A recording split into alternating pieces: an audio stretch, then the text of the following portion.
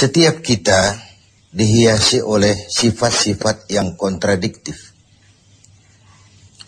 Mana yang lebih dominan? Dengan itulah orang menyebut kita. Di dalam pribadi kita ada sifat sabar, ada sifat marah. Kalau sabar yang lebih dominan, kita disebut penyabar. Kalau marah yang lebih kuat, kita disebut pemarah. Sesabar apapun orang, dia mesti punya sifat pemarah. Sepemarah apapun orang, dia mesti punya sifat sabar. Nah, ibadah puasa mendidik kita agar lebih mendominankan sifat-sifat yang terpuji.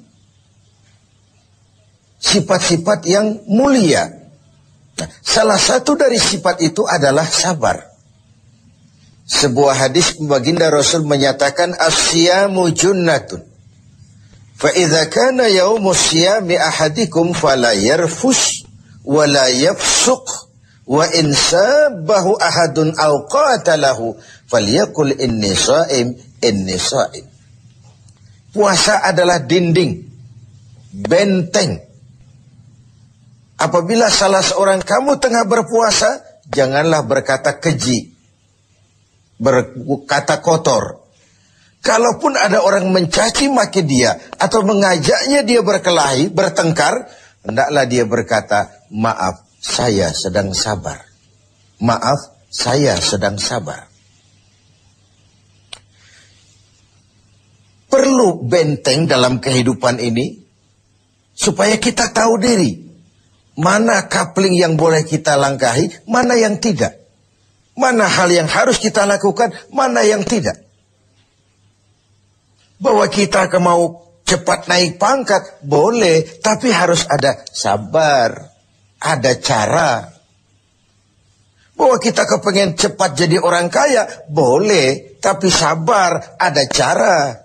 Seperti kita puasa sekarang ini, bahwa perut ini sudah melilit, tenggorokan sudah kering bukan main. Ada, boleh, sabar, ada waktunya. Bahkan luar biasa dilatih sabar pada saat kondisi sedang peka. Dalam keadaan lapar dan haus, orang itu kan peka. Sedikit tersinggung temperatur naik. Dikala itu orang diperintahkan sabar. Kalau perut kenyang, tidak haus, uang ada, badan sehat, disuruh sabar. Sabarlah orang. Tapi pada kondisi yang peka seperti ini, 1 bulan ini, untuk menghadapi 11 bulan sesudahnya, bagaimana sabar bisa menjadi bingkai kehidupan kita. Sabar di dalam mencari harta, sabar di dalam mengejar karier, sabar di dalam mengembangkan nilai-nilai luhur. Sehingga dengan adanya bingkai kesabaran ini, hidup kita 11 bulan sesudah Ramadan nanti dihiasinya dengan nilai-nilai yang indah dari bentuk kesabaran. Kemudian, kapan kita harus melaksanakan sabar itu? Umumnya di 3 tempat. Pertama, sabar dalam melaksanakan taat. Sabar dalam melaksanakan apa yang diperintah oleh Allah. Karena pada saat kita sudah mengikrarkan diri, bersedia menjadi pelaksana perintah Allah, kala itulah cobaan, godaan, tantangan, rintangan selalu datang. Iblis, musuh utama kita, tidak pernah berhenti sekejap pun. Tiap kali kita berencana untuk melaksanakan taat, tiap saat itu pula iblis mengatur rencana bagaimana menggagalkan ini. Kita ingat dalam sejarah kurban, ketika Ibrahim diuji oleh Allah, turun perintah menyembelih putranya, ujian melaksanakan taat. Ialah kalau orang lain, anak cuma sebiji mata wayang, buah hati belahan jantung, pelanjut cerita penerus sejarah, sudah lama diharapkan. Turun perintah seakan Tuhan ingin berkata, Ibrahim, kau memang cinta kepadaku. Tapi setelah kau punya anak, masuk cinta anak ke dalam hatimu.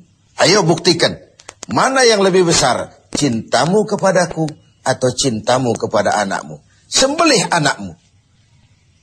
Ketika Ibrahim akan melaksanakan perintah itu, iblis ngatur strategi. Ini gendeng ini Ibrahim. Luar biasa.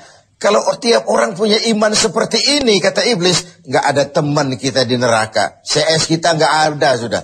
Ini harus digagalkan. Datang iblis menggoda Ibrahim. Kenapa mau kau sembelih anakmu? Perintah Tuhan. Tuhan cuma sentimen sama kau Ibrahim. Dia tidak kepengen kau punya keturunan. Jangan dilaksanakan. Tidak ada urusan sama kau iblis. Ini perintah Allah. Mundur. Gagal menggoda Ibrahim. Iblis pindah menggoda Siti Hajar. Barangkali perempuan lebih mudah. Karena perempuan umumnya lebih panjang rambutnya dari pikirannya. Lebih peka perasaannya. Hajar, kau tahu anakmu mau dibawa kemana dengan suamimu? Mau disembelih. Masa sih? Kok sampai hati menyembelih anaknya sendiri? Katanya itu perintah Tuhannya. Oh, kata Siti Hajar. Kalau ini perintah Tuhan, jangankan cuma anakku Ismail. Aku pun ibunya mau ikut disembelih. Tidak ada urusan sama kau. Minggir. 2 kali kecewa iblis. Gila ini.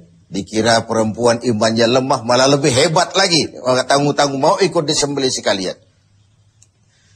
Gagal menggoda Siti Hajar. Turun iblis menemui Ismail kecil. Ismail, kau mau dibawa kemana sama bapakmu? Enggak tahu. Kau mau disembelih?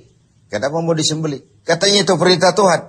Kalau perintah Tuhan, iblis, zahir batin saya siap, zahir batin saya ikhlas. Iblis mau bicara lagi, Ismail ngambil kerikil kecil. Idhab ya la'in. Pergi laknat terkutuk kau. Tengoklah iblis, dia berputar saja di rumah tangga kita. Suaminya mantap, dia datang kepada istri. Istrinya teguh, dia datang kepada anak. Tidak akan berhenti usahanya di dalam kita menggagalkan upaya agar kita jangan mentaati perintah Allah. Sabar di dalam taat. Yang kedua, sabar di dalam meninggalkan maksiat. Di dalam meninggalkan yang dilarang. Orang tahu kita peminum. Sudah mau berhenti. Ada saja. Kau jangan bertingkah lah. Kau kemarin kan pakarnya. Sekarang aja. Sudah berhenti kita berjudi. Allah, sekali-sekalilah. Sekali-sekali gak apalah. Banyak saja bujukan, rayuan agar kita kembali kepada penyakit lama. Meninggalkan maksiat, meninggalkan yang dilarang Allah pun perlu kesabaran. Karena bukan main godaannya. Sebagaimana halnya juga dengan puasa ini. Puasa di Jakarta, di kota-kota besar, insya Allah pahalanya lebih besar daripada puasa di desa terpencil. Kenapa? Godaannya tidak seberat di kota besar. Di kota besar kita lihat tulisan gede-gede, hormati orang puasa. Di bawah yang makan biasa. Ini sebuah potret, semakin tinggi nilai taat, semakin tinggi keinginan meninggalkan maksiat, semakin berat juga cobaan dan bisikan iblis. Maka semakin diperlukan kesabaran itu. Lalu tempat yang ketiga, sabar di dalam menghadapi musibah. Sabar dalam menghadapi kesulitan, cobaan, ujian. Baik dia dalam bentuk yang menyenangkan, maupun dalam bentuk yang tidak menyenangkan.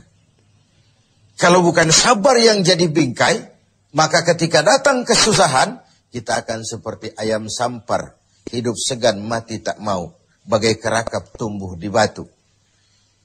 Tetapi kalau bingkainya adalah sabar, kita akan seperti karang di tengah samudra, dihantam gelombang yang bagaimanapun besarnya, dia tetap tegar, berdiri dengan kokohnya.